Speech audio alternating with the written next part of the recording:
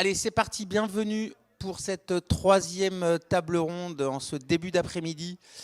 Réflexion toujours autour du management et de la thématique, enfin réinventer le management dans cette quatrième édition de Sharing for the Future. Penser le sport, le tourisme et l'événementiel de demain. Ce matin, on a oublié de préciser qu'un des concepts, mais vous l'avez peut-être vu de nos tables rondes, c'est d'avoir 3 intervenants et à chaque fois un universitaire qui permet aussi de poser le cadre, et puis 2 professionnels, souvent un professionnel d'un territoire et un représentant d'une entreprise. Là, sur cette table ronde-là, il y aura 2 représentants d'entreprise, parce que ça se prêtait un tout petit peu mieux. Mais voilà un petit peu notre cadre et notre concept. Alors, on va commencer cette troisième table ronde. Marque employeur, levier de fidélisation. Donc, avant de présenter nos 3 intervenants de choc, enfin 2 chiffres encore, comme ce matin. Moi, j'aime bien juste reposer 2 chiffres pour resituer le contexte de la marque employeur et de la problématique de la fidélisation. Alors, je vais reprendre mes chiffres. Donc, tout ça toujours dans un contexte un petit peu de baisse du chômage et d'augmentation des reconversions dont on a parlé ce matin. La fidélisation, voilà, c'est un vrai souci pour les RH des entreprises et près de 2 tiers des RH, donc même 67%, prévoient d'intensifier leurs actions pour retenir leurs collaborateurs. Voilà. Et ça, c'est plus 11% en 2023 par rapport à 2022. Voilà. Donc là, on sent que cette problématique de fidélisation, elle est vraiment présente. Et le deuxième chiffre, c'est durant la période de 2018 à 2022, près de 40% des salariés affirment être faiblement engagés ou pas du tout engagés dans leur travail. Aïe, aïe, aïe, aïe. Donc voilà, comment faire pour qu'ils s'engagent plus, comment faire pour les fidéliser? Eh ben, on va essayer d'y répondre et en passant par l'angle de la marque employeur, donc l'attractivité quelque part de l'employeur qui va permettre de retenir ses collaborateurs. Donc, pour en parler pendant cette heure et quart que nous allons passer ensemble, Michel Rocca, professeur à l'université Grenoble-Alpes professeur d'université déjà à la faculté d'économie de l'université Grenoble-Alpes et responsable du master RH2C. J'arrive jamais à le dire celui-là, mais je fais comme je le voilà. Ressources humaines, organisation et conduite du changement. Voilà. Ah, je suis bon là, hein? C'est pas mal. Voilà, spécialiste de la marque employeur qui posera le cadre. Frédéric Rochex avec une double casquette. Alors, la casquette principale, c'est co-gérant et cofondateur de Insight Outside, qui est une entreprise d'événementiel basée sur tout ce qui est incentive, collaboration, congrès, organisation, qui a vécu aussi une grosse évolution avec la période Covid et la digitalisation, en étant bien en avance, en ayant anticipé un petit peu, alors pas le Covid, mais les problématiques de digitalisation et d'organisation à distance d'événements, d'entreprises. Et puis aussi créateur de Work Friendly. Tout à l'heure, Frédéric nous en parlera peut-être un tout petit peu, qui est une structure qui permet d'agencer les espaces à l'intérieur des entreprises, donc les différents espaces. On connaît le fameux open space, mais là, c'est pas du tout, c'est pas du tout là, pour permettre une meilleure circulation, non pas de l'énergie comme le feng shui. J'avais promis de ne pas le citer, le feng shui, mais une meilleure une meilleure entente et une meilleure collaboration et un meilleur bien-être de tous les collaborateurs. Voilà. Et on terminera avec Olivier Hersam. Alors, est-ce que vous allez tous bleuir après l'intervention d'Olivier? Voilà, c'est la question. Parce que chez Decathlon, donc Olivier qui est directeur du développement sud chez Decathlon, et moi, ce dont je me rends compte, tous les étudiants qui vont à un moment donné chez Decathlon, ils deviennent bleus, quoi. C'est les schtroumpfs. Et non, mais le pouvoir de cette marque, de cette entreprise, voilà, pour arriver. Enfin, qui arrive quelque part, alors que c'est une entreprise de grande distribution, on pourrait dire, bon ben voilà, c'est à taille énorme, hein, c'est le groupe Hulier, Auchan, et qui arrive quand même à créer un rapport particulier entre les salariés et la marque. Voilà, le cadre est posé, donc je vais donner la parole tout de suite à Michel pour la première intervention en 7 minutes chrono, bien sûr. Doucement le chrono. Bonjour à tous. Nico m'a demandé de faire en 7 minutes un exercice qui est répondre à cette question qui s'installe ici, levier de fidélisation. 7 minutes suppose d'aller droit au but. Donc pour moi, c'est oui. C'est oui, si. Il y a toute une série de propriétés. Je vais essayer de dire les propriétés nécessaires pour que la marque employeur, ou plutôt le développement de la marque employeur, soit un vrai levier efficace de fidélisation de la main-d'œuvre. Un économiste parle de la main-d'œuvre. Je ferai 3 choses. Je rappellerai ce que c'est. Je dirai ce qui est intéressant et ce qui l'est moins. Et puis je dirai enfin que c'est un peu l'axe, les universitaires sont comme ça, l'axe problématique, un peu les questions de fond que ça revient poser sur l'organisation, le fait de s'interroger sur la marque employeur. Je ferai ça évidemment, c'est le propre de ce genre d'initiative, un peu en SMS parfois, et nous y reviendrons plus en détail peut-être dans la discussion. Premier point, c'est quoi? En fait, c'est un objectif qu'ont les entreprises aujourd'hui, la plupart, d'attirer, de fidéliser et d'engager. J'ai souligné attirer parce que le plus important, et c'était déjà dans la table ronde de ce matin, c'est attirer, recruter, garder, mais aussi engager. C'est donc avoir un signe, ça c'est généralement un mot, qui va devenir un vecteur d'image. Et en principe, c'est là que la coordination est importante, il faut que ce soit aussi l'ADN de l'entreprise, sa valeur, et que ce soit porté par tous. Voilà, donc ça c'est la première idée. La deuxième idée, c'est qu'en fond, ce n'est pas tout à fait récent, c'est une idée assez ancienne. On peut imaginer que Renault, dans les années 50, avait aussi une marque employeur. Mais pour vous donner l'importance de l'idée aujourd'hui, j'anime, avec Pierre Chex, avec Nico, un master dans lequel moi je suis plutôt sur le champ RH. Aujourd'hui, c'est 35, voire même 40% de la demande d'expertise. En gros, 40% des contrats d'apprentissage qu'on fait avec les étudiants, avec les entreprises, sont sur la marque employeur. C'est plus élevé que le grand mouvement qu'il y a eu au début des années 2000 sur les compétences. Donc c'est vraiment une demande gigantesque qui est en train d'apparaître du point de vue des entreprises. En fait, les entreprises ont un très bon diagnostic sur cette question. Et le diagnostic, j'ai vu qu'on en parlait un petit peu ce matin, c'est un problème d'écart. C'est l'écart entre ce que la génération Z a comme attente par rapport à la nôtre, les boomers, ceux de 64. Voilà. Il y a un écart très important. J'ai pris un chiffre, mais on pourrait prendre tous les chiffres vont dans ce sens-là. Et c'est là qu'est le problème, vraiment. Si on pose la question, est-ce que vous changez d'emploi si le salaire n'est pas intéressant? Est-ce qu'il y a départ? Voilà. La première génération Z dit 1 sur 2 dit oui. Il n'était que 5% à le dire dans notre génération. Sur tous les critères, vous avez un écart très important entre les attentes qu'a la génération née en 64 et la génération née entre 96 et 2000. Et les entreprises l'ont extrêmement bien vu et sont très soucieuses. Elles veulent attirer, fidéliser et faire que l'engagement soit important. Dernier élément, si on devait dire un petit peu en slogan quelle est l'attente forte de cette génération, c'est avec un bon salaire, le salaire n'est pas du tout en train de devenir une variable secondaire.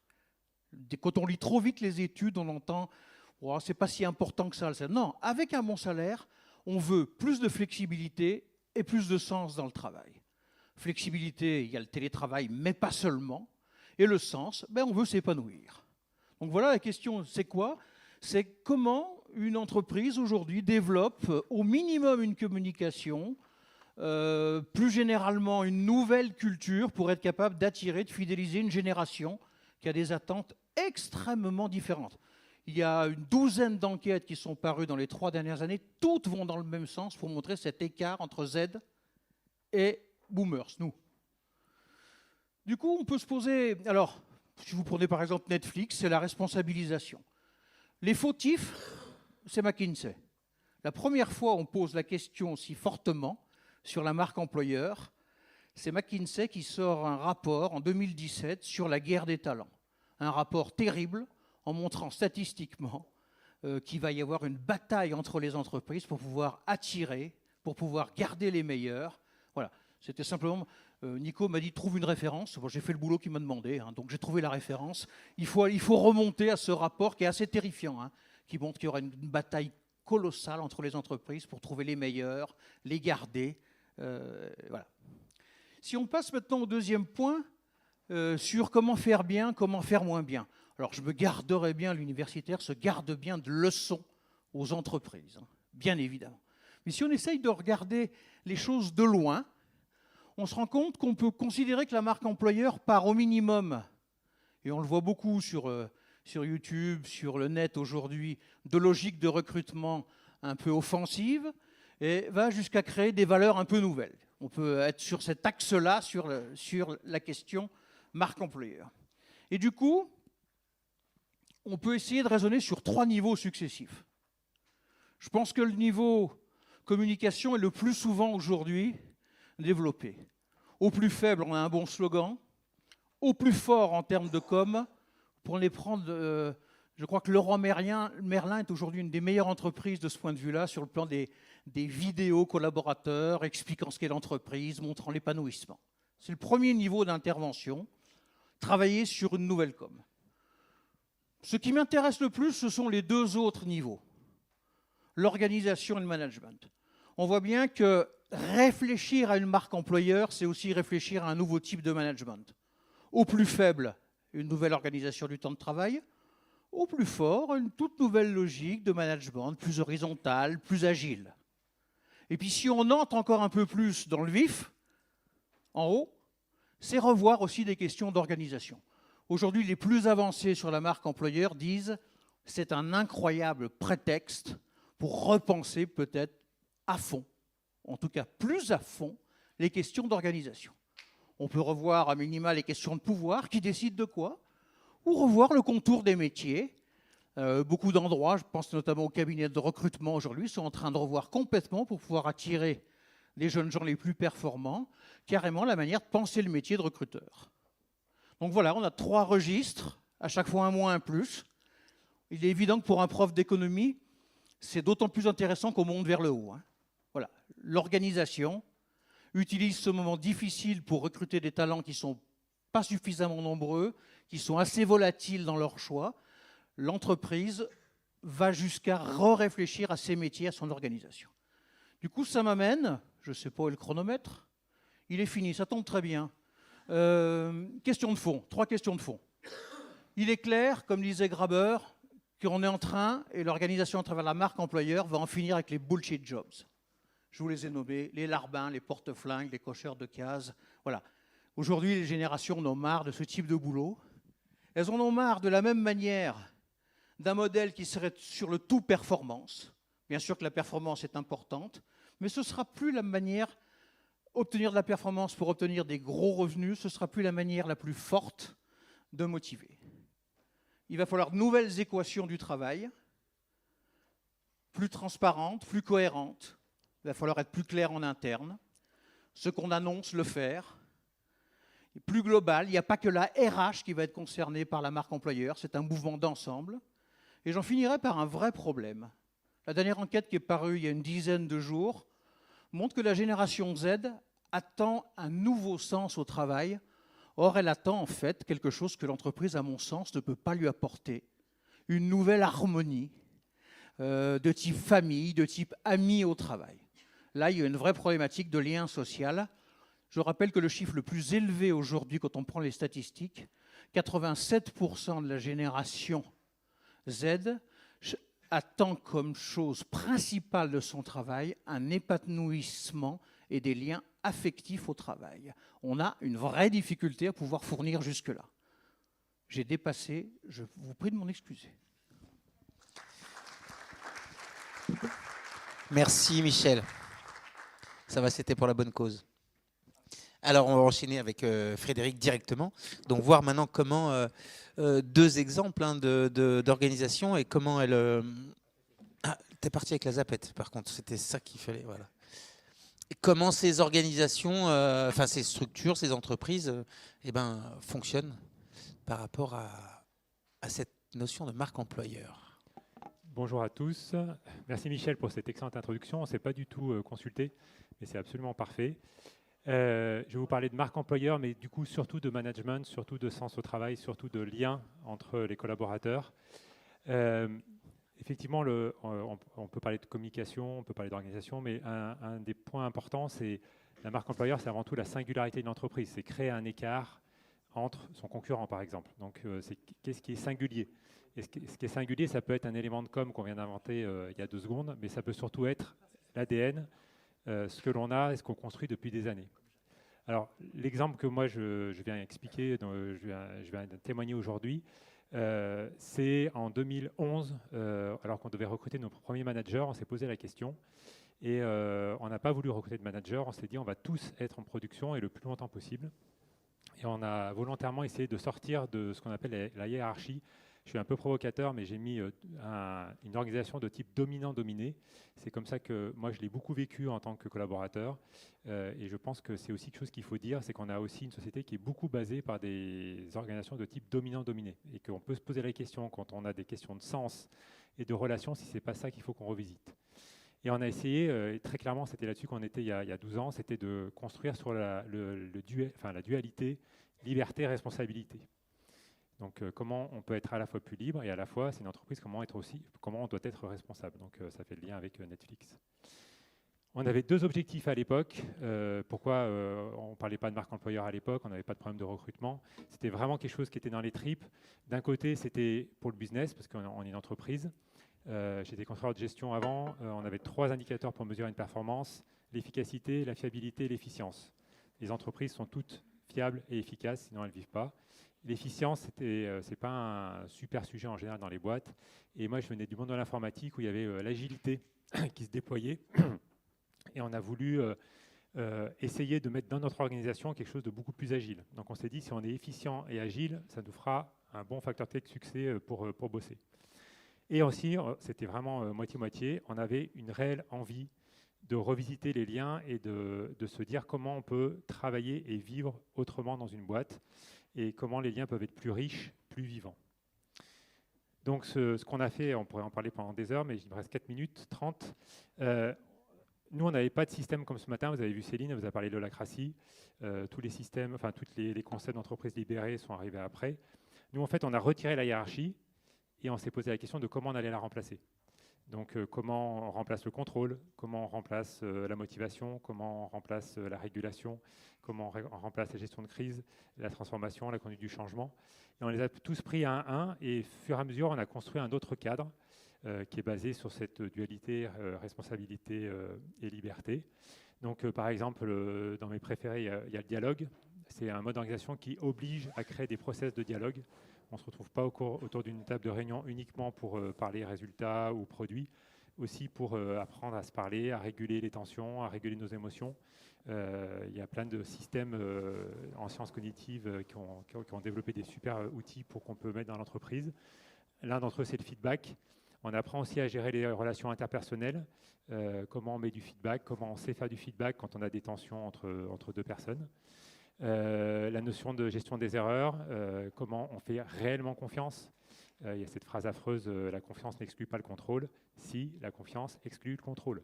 Donc, comment on ne met pas de contrôle et comment plutôt on crée des cadres de référence qui permettent de savoir à peu près où on en est quand c'est que le bateau va prendre l'eau, ou quand c'est qu'on prend des risques, ou quand c'est qu'on peut avancer. Donc il y a cette notion de partage de l'information. Ce n'est pas non plus de la transparence à outrance, c'est quelle information on partage, comment, mais ça fait poser des vraies questions. Voilà. Les cockpits, les 360, je n'ai pas le temps de vous expliquer, ça pourra faire partie de questions. Quelle utilité ça, c'était presque une utopie que l'on portait il y a 10 ans, parce que très peu de gens faisaient ça. Et on se disait même que ça n'allait pas forcément marcher. Ça fait 11-12 ans qu'on est dans ce système. On en est super heureux, pas fier, mais heureux, parce que notre quotidien, il est super agréable. Et ça a pas mal répondu à nos attentes d'il y a 12 ans. La première, c'est qu'on a réellement des relations riches. J'entendais le mot famille tout à l'heure, mais c'est un mot que j'entends très très souvent. On fait souvent des fêtes en interne et on a des personnes qui sont parties il y a 8 ans, il y a 10 ans, il y a 5 ans, qui reviennent faire ces moments collectiffs avec nous sans même qu'on les appelle. Donc il y a vraiment des liens riches qui se sont noués. L'agilité, on en a une preuve incroyable pendant le Covid, puisque notre métier s'est arrêté. Organiser des événements, notre cœur de métier, c'est la rencontre. Et on a été, je n'ai pas fait d'études, mais je pense qu'on était la seule agence en France, peut-être même en Europe. 6 mois après le Covid, on avait 70% des salariés qui travaillaient à temps plein. Et 1 an après, on avait 95% des salariés qui travaillaient. Alors que toutes les autres agences étaient, enfin une grande partie à l'arrêt. Parce qu'on a vraiment bougé hyper vite. On n'a pas fait un PowerPoint. C'était vraiment lié à notre organisation de responsabilité, de liberté. Tout le monde s'est responsabilisé et on a tous migré sur des outils en ligne à une vitesse folle. Donc ça, moi, vraiment, ça a été une preuve que notre modèle était vraiment agile et efficient. Et enfin, cette phrase de Saint-Exupéry, moi, qui me guide depuis le tout début, qui est un petit peu compliquée parce que c'est une négation, mais nul ne peut se sentir à la fois responsable et désespéré. Et ça, c'est vraiment pour moi le cœur du sens. C'est qu'à partir du moment où on sait pourquoi on se lève le matin et à partir du moment où on voit ce à quoi on contribue et qu'on est dans des relations qui sont plus vivantes qu'un simple lien hiérarchique, c'est ça qui crée le sens en fait. C'est vraiment très contributeur au sens. Et c'est vrai que c'est ce qui fait qu'on a aussi assez peu de rotation. Je ne veux pas dire pas de rotation parce qu'on est dans des métiers d'agence, les gens viennent beaucoup chercher d'expérience chez nous. Donc il y a du mouvement, mais ils en partent très souvent le cœur gros et on a vraiment ce sens qui est présent au quotidien et qu'on essaie d'enrichir. C'est juste le petit mot de la fin parce que c'est un peu un contrepoids, mais le modèle hiérarchique, c'est un modèle qui est stable, qui est facile. On est dans un modèle qui est vivant et donc qui est en constant équilibre. Donc on vit aussi un peu des soubresauts. Donc c'est un peu aussi le défi, c'est que notre mode de management, ce n'est pas un concept, c'est un mode de vie qui nous occupe tout le temps. Moi qui, en tant que dirigeant, m'occupe tout le temps parce que je m'occupe de la stratégie. Et comment on garde cet équilibre, c'est un vrai défi, mais c'est ce qui nous permet aussi d'être toujours en mouvement et de grandir. Et voilà, aujourd'hui, on parle beaucoup de marque employeur, on parlera peut-être d'autres choses demain, mais du coup, on peut beaucoup plus vite bouger avec ce genre d'organisation. Pile poil le temps. Oh là là. Merci à vous. Merci Frédéric, parfait sur le timing. Et on enchaîne la dernière présentation avec Olivier Hersam. Plongeons dans le monde de Decathlon. J'ai 7 minutes moi aussi, donc c'est ça, et c'est parti. Donc moi j'ai une chance, et je rejoins ce que disait Michel tout à l'heure, c'est que, alors j'ai une chance, je ne sais pas si c'est une chance, mais ça fait 30 ans que je travaille à Decathlon, ça fait 30 ans que quand je dis que je travaille à Decathlon, on me dit « Ah, Decathlon, à fond la forme ». Donc j'ai cette chance-là, c'est que moi, il y a 30 ans, quand je suis rentré à Decathlon, Decathlon était inconnu. Moi, inconnu, en tout cas, était peu connu. Notre premier, et là je rejoins le premier slogan de Michel tout à l'heure, ce qui a fait naître la marque employeur chez Decathlon, c'est, alors vous êtes tous très jeunes, mais je vous encourage, on n'avait pas le temps dans les 7 minutes qui nous étaient imparties, d'aller voir sur YouTube le film Tarzan. Donc c'était en gros, c'était une publicité qui sortait un peu des clivages avec une super agence à l'époque. Une publicité 30 secondes où il y avait un Tarzan qui faisait du vélo dans la jungle et qui se prenait sur une liane et qui, voilà, était un magique, non, Decathlon. Donc ça a été notre premier fait d'armes en tant que marque employeur. Et depuis, je rejoins beaucoup la génération Z. Entre ce qui se passe entre ma génération, alors moi je suis un tout petit peu plus jeune que les boomers, mais entre ce qui change entre la génération Z et les générations, c'est qu'il y a 30 ans, on cherchait du travail et on était content. Aujourd'hui, vous cherchez plus du travail, vous allez dans l'entreprise qui va vous faire vibrer. Et sur le marché du sport, on a énormément de concurrents parce qu'aujourd'hui, on est dans la région, hein, on est dans une région très sportive. On a Rossignol qui est à 20 km, Salomon à 80, Petzel à 10. Donc on a des entreprises avec des marques fortes qui font rêver. Et nous, on a la problématique d'être un grand distributeur, mais de ne pas forcément être identifié comme un grand distributeur. Et ça, c'est une chance. Hein. Donc, la première question qu'on s'est posée, ce qui est important dans notre groupe de travail sur la marque employeur, ce ne sont pas que les RH qui interviennent. C'est important, la composante RH est très importante, mais on a aussi des financiers, on a aussi des retailers, on a aussi des logisticiens qui, eux, amènent leurs problématiques quand ils doivent recruter des gens. Donc la première question qu'on se pose à chaque fois, c'est plutôt comment attirer les gens, c'est quel employeur nous sommes. Et là, c'est le slide le plus important pour moi. Hein, le positionnement employeur, c'est une posture stratégique, hein, parce qu'on doit attirer des bons candidats, qui est basée sur l'image de l'entreprise. Donc on a la chance... Je redis que c'est une chance d'être une entreprise qui est plutôt clivante. Hein. Soit on adore Decathlon, soit on déteste Decathlon. Il n'y a pas de juste milieu. C'est soit vos produits sont super, en rapport qualité-prix, c'est les meilleurs produits du monde, ou soit vos produits, c'est de la merde, ils viennent tous de Chine, et de toute façon, au bout de 2 utilisations, c'est terminé. Donc c'est très clivant, mais on a la chance d'avoir des défenseurs, des clients, des utilisateurs qui rendent l'image de Decathlon plutôt bonne versus l'image de Decathlon plutôt piètre. Hein. Mais je vous rappelle qu'on est vraiment dans un élément où on doit mettre en avant la marque employeur pour attirer tous les talents, comme disait Michel. Une fois que le positionnement il est défini, il faut qu'on le traduise en stratégie. Hein. Évidemment, c'est comme ça que ça va marcher. Nous, ce qui nous intéresse, je vous le redis, ce que je vous ai dit tout à l'heure, c'est que votre génération ne va pas chercher du travail. Votre génération, elle va aller chez un employeur qui va lui amener du bien-être. Alors, la composante salariale, c'est intéressant ce que tu disais, Michel, tout à l'heure, et on pourra en discuter. La composante salariale n'est pas si importante que ça. En tout cas, nous concernant. Entre 3 entreprises qui vont proposer peu ou prou le même salaire, hein, j'ai un cadre débutant entre 3 000, 3 500, 3 700 euros. Ce qui va faire la différence, ce n'est pas celle qui fera 3 700 euros, mais c'est peut-être celle qui aura un salaire à 3 000 euros, mais qui va amener plein de garanties aux collaborateurs, qui sera épanoui, qui se sentira bien dans l'entreprise. Et le mot, alors, qui apparaît pas forcément là-dessus, mais moi que j'adore dire, c'est la liberté. Aujourd'hui, on doit à votre génération, à la génération Z, et puis à la génération juste avant, une liberté totale. Donc nous, on a peu de télétravail, évidemment, en magasin en tout cas. Hein. Donc le lien est assez facile. Le lien social, la famille, etc. est assez facile. Et c'est un point qui est extrêmement fort chez nous. Le mot, c'est vraiment liberté. Nous, on veut que nos collaborateurs soient libres et heureux de travailler chez nous.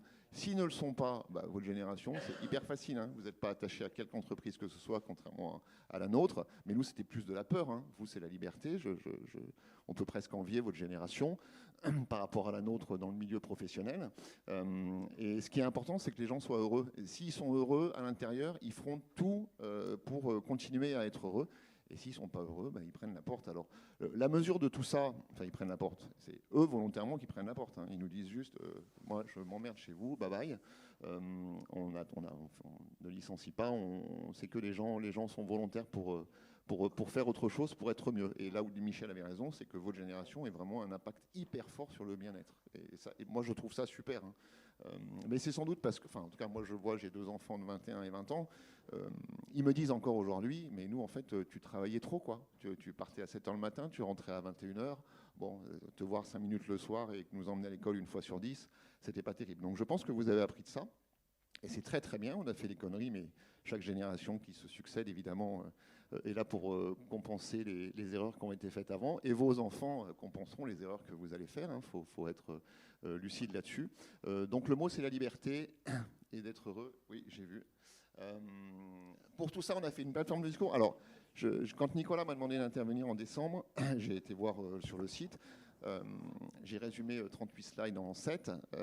Mais ce qui a été intéressant, c'est que la statistique, votre génération va sur les sites pour voir ce que c'est que la marque employeur. Et tout le slide que je vous présente, que vous pourrez aller voir sur le site, c'est le plus consulté par votre génération. C'est-à-dire qu'avant de postuler, votre génération va voir les entreprises, vont sur le site et dit tiens, quelle histoire me raconte cette entreprise? Donc on a fait les piliers. À quoi ça sert? Évidemment, vous avez compris que c'était attirer les meilleurs candidats.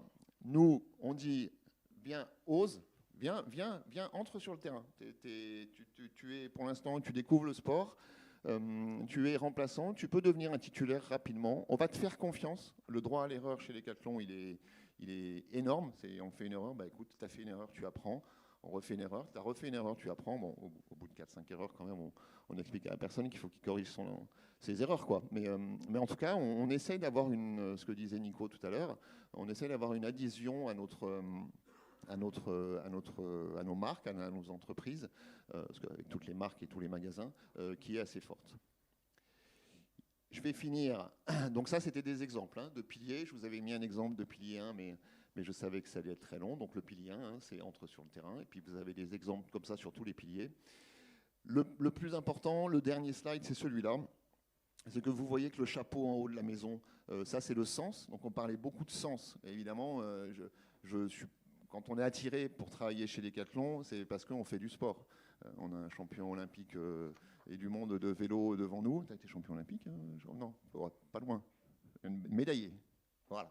On a des médaillés olympiques ici. Donc voilà, si on vient chez Decathlon, c'est qu'on aime normalement plutôt le sport. Et ça reste notre premier critère de recrutement. Le premier critère de recrutement, ce n'est pas d'être diplômé avec mention du master SEST, c'est est-ce que tu sais dire bonjour et est-ce que tu fais du sport. Ça, c'est le premier critère. Chaque année, cependant, on a encore des étudiants du master. On en a une jeune fille qui vient de rentrer au magasin de Sainte-Grève, qui voulait être présente, mais qui m'a dit qu'elle ne pourrait pas venir. Donc, vous voyez, vous avez le chapeau là-haut, le sens, nos valeurs, et derrière, on essaye d'attirer les candidats avec ceci. Le meilleur, et je ne compte plus là-dessus, le meilleur exemple, Nicolas, tu me demandais de savoir comment mesurer ça, c'est le turnover, c'est tout simple. C'est quel est notre taux de turnover chez les cadres, quel est notre taux de turnover chez les employés, chez les agents de maîtrise, et on a un taux de turnover qui est à peu près 50% plus réduit que la plupart des entreprises sur lesquelles nous sommes concurrentes, donc des entreprises à 15 milliards d'euros de chiffre d'affaires et 150 000 employés. Voilà pour moi. Merci, Olivier.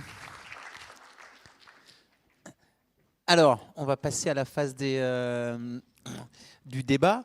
Merci pour ces éclairages. Alors, moi, j'ai juste besoin, j'aimerais avoir encore une petite précision sur un chiffre, Michel, que tu as employé. 40% de tes étudiants en stage ou en alternance travaillent sur la marque employeur du Master RH. Et est-ce que tu peux préciser sur quels angles, parce que la marque employeur peut s'aborder sous différents angles, ou que recherchent les entreprises quand elles viennent voir les étudiants? Alors, Ah oui, c'est bon. ce qui est assez marquant, c'est que dans les 4-5 dernières années, on a vu apparaître ce thème qui était jamais abordé avant, première chose.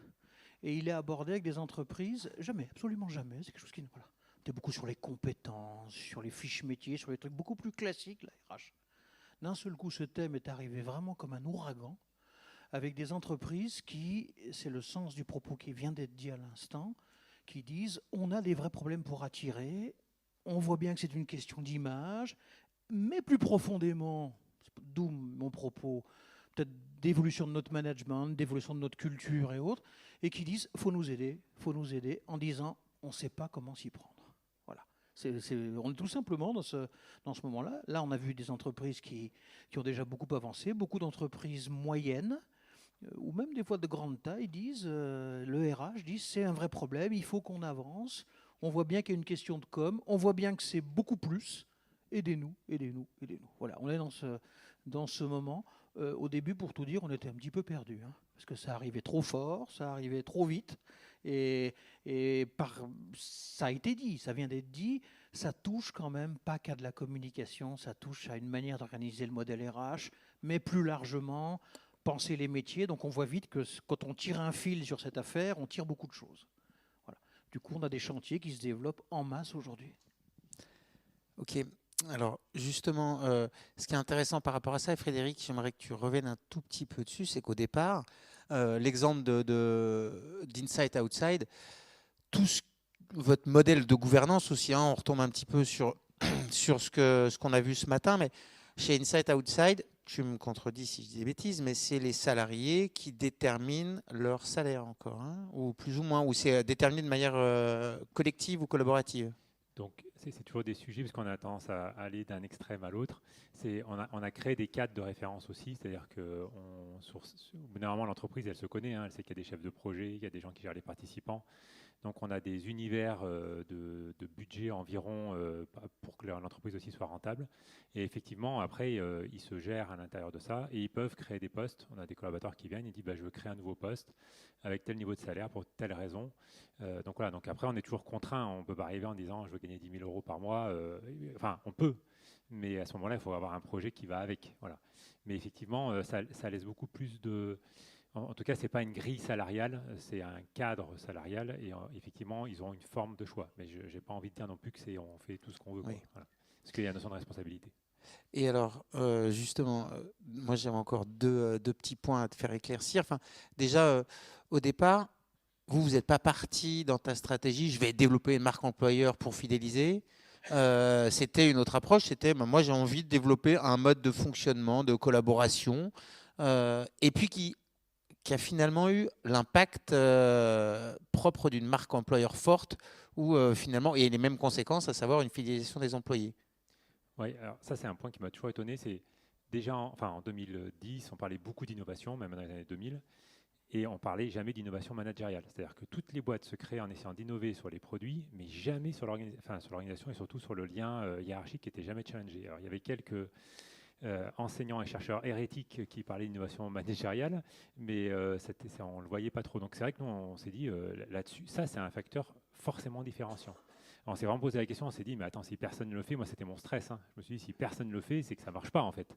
Donc j'ai vraiment serré les fesses pendant de longues années en me disant, il est où le mur quoi. Alors, on s'est pris des murs, mais on les a traversés et il y a un chemin, et c'est pour ça que je suis content de témoigner aussi pour donner envie, c'est qu'il y a un chemin, il n'est pas forcément évident. Comme l'innovation produit, c'est risqué et c'est pas facile. L'innovation managériale, c'est risqué et c'est pas facile. Mais il y a quand même un chemin et on peut inventer effectivement un autre rapport à l'autre. On l'a vu ce matin avec l'intervention de Céline, QC et Diverty Events, où elle était partie sur l'holacratie complètement, puis après elle s'est rendue compte que ça posait quand même des problématiques. Et est-ce que chez Decathlon, vous posez ces questions en termes de type de management? Est-ce que ça rentre en ligne de compte par rapport à la marque employeur? Et de manière concrète? Alors complètement. Je suis intervenu de nombreuses années dans votre master. Pierre a vécu toutes les transformations qu'il y a eu. On est passé par un management, on a fait tous les types de management, donc j'ai adoré le pouvoir, donc ça c'est fini. Une seule personne qui décide des stratégies de l'entreprise pour 150 000 collaborateurs, ce n'est plus possible. Donc, en tout cas, si, tout est possible, mais je pense que sa survie est assez limitée dans l'entreprise. Nous, on est passé par différents types de management. Un management, alors ça accompagne aussi les phases de croissance de l'entreprise. Hein. Quand on est en phase de croissance, on est obligé d'avoir des budgets serrés. On a des stratégies qui sont très claires, presque simplistes, mais il faut y aller. Et une fois que les stratégies ont marché, qu'on s'est développé, on passe par d'autres types de management. Donc nous, le management a complètement évolué. On a été assez précurseur, on est en 2024, il y a 7-8 ans, où notre CEO a décidé qu'on était dans un management, ce qu'il appelait management libéré. Donc on était assez précurseur là-dedans, Michel doit connaître. Le management libéré, c'est nos collaborateurs doivent être heureux, doivent être heureux. Donc on va partir du principe qu'ils font ce qu'ils veulent, quand ils veulent, où ils veulent. À partir du moment où ils font ce qu'ils veulent, où ils veulent et quand ils veulent, ils seront heureux, donc ils vont performer. Ça peut être surprenant. Quand la stratégie a été lancée, la génération des boomers a dit mais non, il n'y a plus de cadre, il n'y a plus rien, c'est pas possible. Alors oui, il y a eu des excès. Oui, il y a des gens en magasin qui s'achetaient le dernier iPhone à 1500 balles alors qu'ils n'en avaient pas besoin pour le boulot parce que c'est juste un fonctionnement interne. Et puis qui faisaient ça pour tous les directeurs de la région. Et cet exemple a eu lieu à Marseille. Donc il y a eu des écarts, mais en fait ce management a plutôt fonctionné on a estimé entre 85 et 90% des cas, ce qui est énorme. C'est-à-dire qu'en laissant le management libéré, on a laissé la possibilité à chacun de s'épanouir et de créer des choses. Et ça a développé de la création. Donc ça, c'était super. Il y a eu un changement de gouvernance il y a 2 ans où, compte tenu de la transformation du commerce, l'année dernière, dans le modèle de la grande distribution et de la distribution spécialisée, il y a eu une fermeture d'enseigne tous les 4 jours. hein. Donc c'est énorme, hein, tous les 4 jours. Il y a plus de 100 enseignes qui ont fermé l'année dernière. Hein, la plus emblématique du coin, c'est EgoSport. Hein, voilà, mais vous en avez d'autres. Vous avez Pimki, vous avez toutes ces Habitat, hein, la plus récente. Hein. Depuis le début de l'année, on est le 26, donc ça fait 26 jours. Il y a déjà eu 5 fermetures. Hein. Donc 26 et 25, ça fait tous les 5 jours. Hein. Donc ça va très très vite. Donc nous, sous cette transformation, il y a un moment où si tu laisses le management libéré comme ça, bah, il y a un risque quand même que tu bascules du mauvais côté, surtout dans ces périodes de flottement. Donc quand on est dans des périodes de flottement comme ça, où est-ce que le digital va prendre, est-ce que, etc., on est obligé de resserrer un peu le cadre. Donc on a de nouveau changé le mode de management et on a de nouveau resserré un peu le cadre, avec malheureusement les travers qui se sont passés, c'est que les gens qui étaient très libres pendant 5-6 ans, quand ils se retrouvent un peu moins libres, ils disent « Wow, moi tu es en train de me priver de liberté ». Donc on est dans cette phase-là où la marque employeur est hyper importante parce qu'il y a quand même aussi la fierté. On disait souvent que l'herbe est parfois plus verte ailleurs, mais en fait on n'en sait rien. Et on prend de moins en moins le risque de changer d'herbe tant qu'on n'est pas sûr que l'herbe ailleurs elle est plus verte que chez nous. Elle est bleue chez vous de toute façon. Donc. Elle est bleue, ouais. Alors ça va changer bientôt et ça aussi tu vois voilà. Ouh, Ça sera moins info, scoop, le scoop. ça sera moins Blue Pantone 50, ça sera une autre couleur, mais voilà, donc avec un nouveau slogan un peu plus dynamique qui seront découverts au moment des Jeux de Paris, puisqu'on est l'un des sponsors principaux des Jeux de Paris. Merci. Est-ce qu'on a des questions dans la salle? Oui, Jeanne, récupère le micro, s'il te plaît. Non, celui-là. Non. Ah oui, une question d'Alain.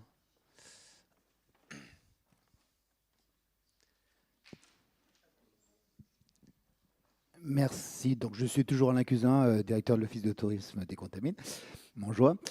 J'ai une question générale pour tout le monde et un petit clin d'œil pour Decathlon après. Quand on intègre une structure comme la vôtre, Inside, Outside ou comme Decathlon, quand on l'intègre en haut, c'est-à-dire en tant que directeur, en tant que même les jeunes, en fait, aujourd'hui, ils arrivent directement dans une structure où ils doivent définir la stratégie, définir l'approche, mais ils arrivent en haut. Et donc, qu'est-ce que vous avez vécu par rapport à ça? Et comment vous le voyez? Est-ce que c'est bien de le faire? Voilà, c'était ça ma question. Comment ça? Ils arrivent en haut? J'arrive pas à comprendre. Ils arrivent en tant que directeur, en fait, ou en tant que responsable, ou en tant que cadre. Non, je vais essayer de répondre parce que moi, j'ai pas beaucoup de chefs et de directeurs. Donc, Alors moi, il y en a 0% de nos cadres, arrivent en tant que directeur de quoi que ce soit. 0. C'est 100% de nos cadres dirigeants aujourd'hui. Un cadre dirigeant doit être, c'est des bien grands termes, mais on doit être 400, 450 dans la boîte. Aucun de nos cadres dirigeants n'est arrivé directement sur un métier de directeur. 0. Ça commence par la base, la production. J'ai bien aimé ce que tu disais tout à l'heure, Frédéric. Il faut encore mettre les mains dans le cambouis vulgairement, hein, pour apprendre justement à diriger plus tard. Donc nous, on n'a pas cette problématique-là. 100% de nos collaborateurs qui sont amenés à avoir des postes de direction savent ce que c'est que la production, savent ce que c'est que le client, savent ce que c'est que de taper en caisse, de ranger des... Alors ça ne fait pas plaisir à tout le monde, hein, et c'est là où on doit être très fort, c'est qu'on doit continuer à expliquer à ces gens qui sortent de grandes écoles de commerce, parce qu'on en a du Master Cest, ou du Master Cest aussi. Brillant. On fait 100%, hein. On a encore une collaboratrice. Chaque année, il y a une étudiante ou un étudiant de chez vous qui vient chez nous. Et la plupart restent avec des postes à responsabilité assez élevés plus tard. Donc nous, et c'est là où on a la difficulté, c'est qu'on doit expliquer à ce collaborateur qui sort de l'ESCP ou de GEM, tu vas rentrer chez nous dans un salaire, on t'a dit que tu allais sortir à 75 000 balles par an, en fait non, tu en auras 40, et surtout pendant 2 ans, tu vas aller ranger les chaussettes et mettre des étiquettes sur des gants. Mais donc dit comme ça, ça fait fuir. Non, j'ai pas envie de ranger des chaussettes et faire des réceptions à 4 h du matin. Mais par contre, si on arrive à expliquer le sens en disant, par contre, oui, ton profil nous intéresse parce que tu es identifié dans 4-5 ans comme dirigeant de l'entreprise et tu ne pourras pas diriger des collaborateurs si tu n'as pas fait leur métier. Et ça, c'est encore un message qui passe. Je vais compléter. Donc, nous, on aura, enfin, j'espère jamais de directeur. Donc, moi-même, qui est un fondateur il y a 18 ans, je passe 60 à 70% de mon temps sur le terrain en tant que chef de projet. Et donc, c'est vraiment important qu'on soit tous des doers. On y va. Là, il y avait un autre élément dans ta question aussi, je trouve, c'est justement cette incorporation des jeunes. On a un problème à un autre endroit pour notre part, c'est que quand on a des modèles un peu différents, alors qu'on a une société qui forme tous dans le même modèle, là, ça pose problème. C'est-à-dire que l'école, souvent dans les familles, dans beaucoup d'organisations, c'est hiérarchique. Et de porter des modèles, entre guillemets, libérés, ouverts, sans hiérarchie, ça attire, ça peut attirer, mais des fois, il n'y a pas la compréhension de ce que c'est. Donc, c'est là où, des fois, c'est un petit peu compliqué. Et moi, je sais que c'est un vrai défi de savoir si les personnes, elles vont faire, parce que c'est un chemin, hein, c'est-à-dire qu'on ne peut pas venir acheter un modèle comme ça, chacun doit cheminer à son niveau. Moi, je suis capable de citer chaque personne où elle en est sur le chemin de cette non-hiérarchie, et ça se fait par expérience. Il faut faire vivre des expériences aux personnes qui après croient en un nouveau chemin. Voilà. Donc c'est là où il y a vraiment une rupture qui est assez forte à gérer. Juste un peu en extérieur et peut-être un peu en commentaire de ta remarque, je crois qu'il y a un point extrêmement important qui vient d'être rappelé, peut-être que nous n'avons pas dit assez fortement, mais qui a été rappelé à l'instant, c'est la question de la vérité de la promesse, quoi.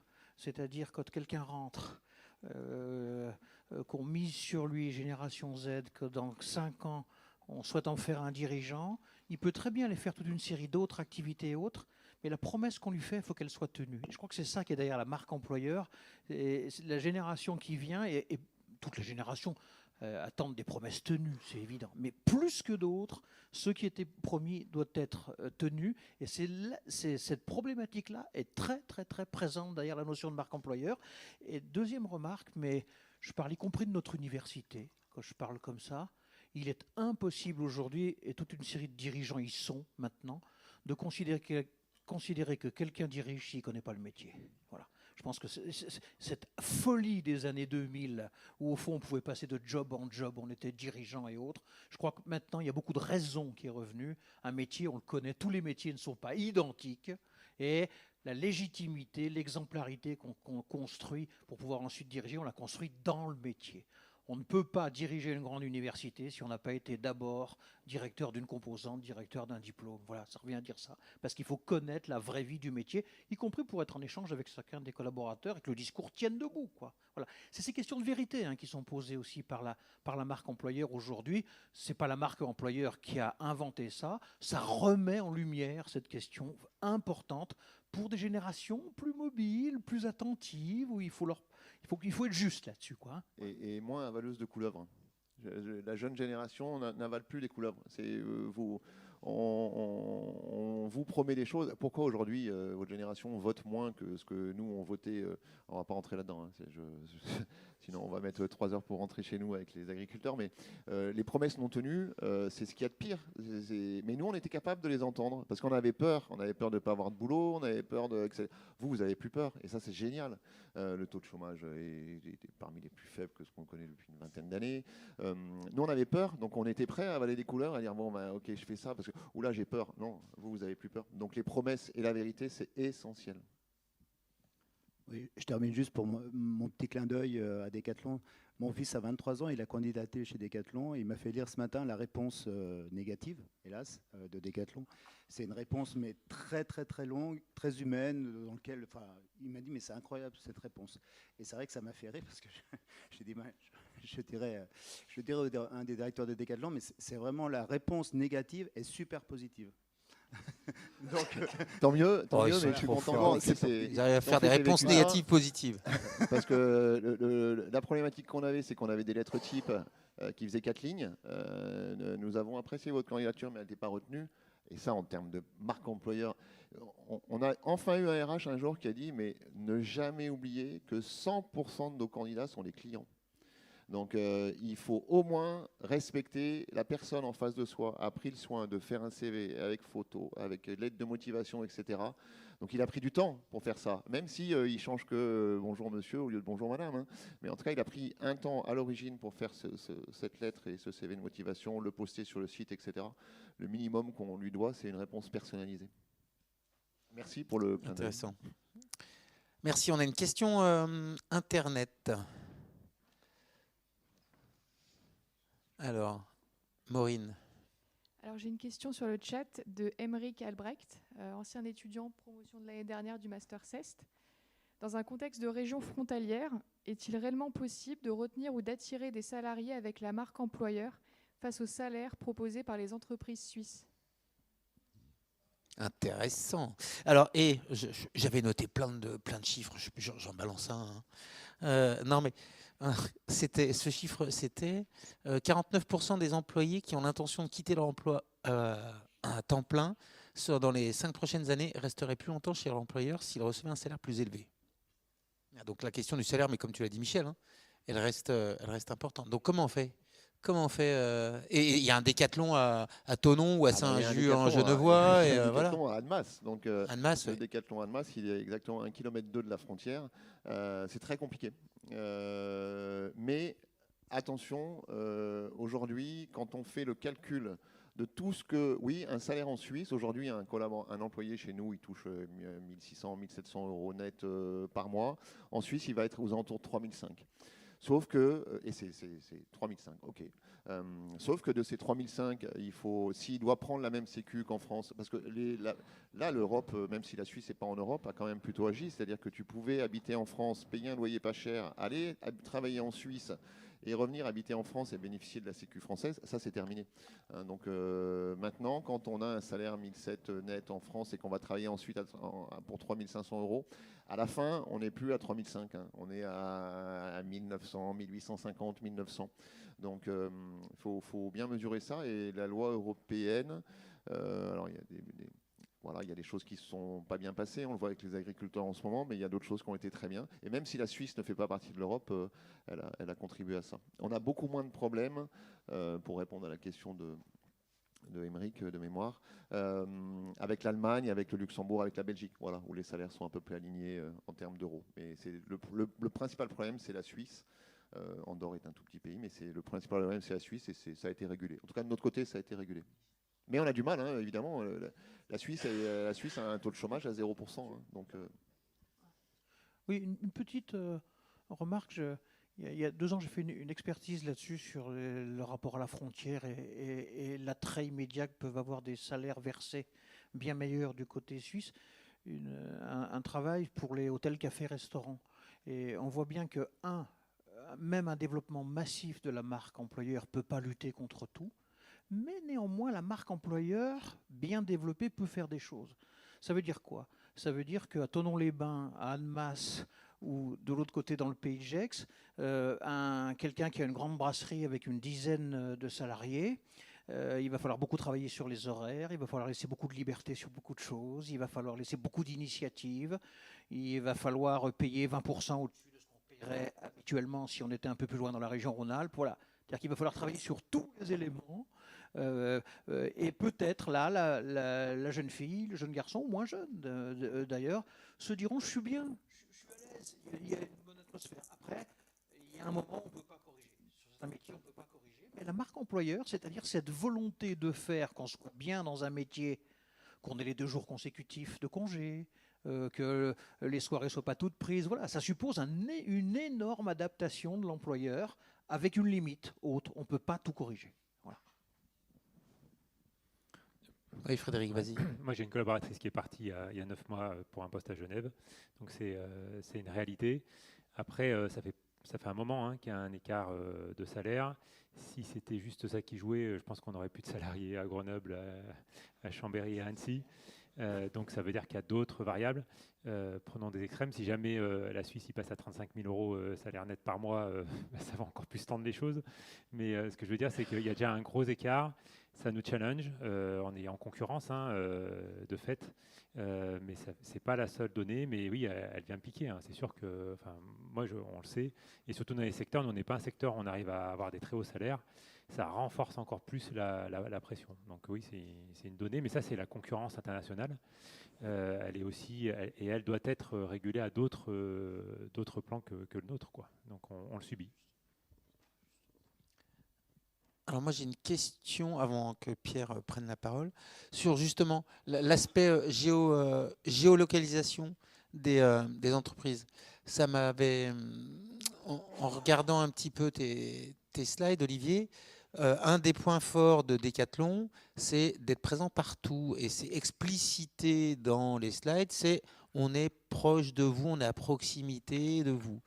Et du coup, je me posais la question de dans quelle mesure le choix de la localisation de l'entreprise rentre dans la stratégie de marque employeur. Alors pour Decathlon, c'est facile, il y a Decathlon partout à côté de chez nous. Puisqu'on parlait ce matin de qualité de vie et d'équilibre entre vie personnelle et vie professionnelle, le fait de mettre, si j'habite à Paris, de traverser tout Paris, de mettre 2 heures pour aller au boulot et de revenir, je n'ai pas la même qualité de vie que si j'habite à 5 minutes de mon boulot. Et donc, Michel, toi qui as une vision de pas mal de structures, ou Frédéric, voilà, dans quelle mesure vous ressentez ça, cet aspect proximité?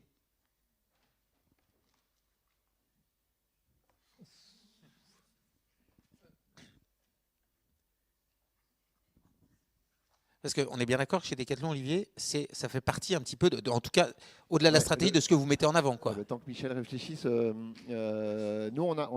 oui, tout à fait, on met ça en avant. On essaye vraiment de recruter au plus près quand on faisait des parkings collaborateurs avec 40 bagnoles sur le magasin de Bourgoin parce qu'on avait 40 collaborateurs, aujourd'hui, c'est 10 voitures. Hein. Donc les gens, ils viennent en transport en commun, en vélo, en trottinette électrique et tout. Donc ça, c'est génial. Et nous, on prône ça. Hein. Pour la petite anecdote, hein, vous savez que quand Schneider est parti de leur site de Hébin pour aller au CEA, ils ont divisé le nombre de places de parking par 3. C'était un.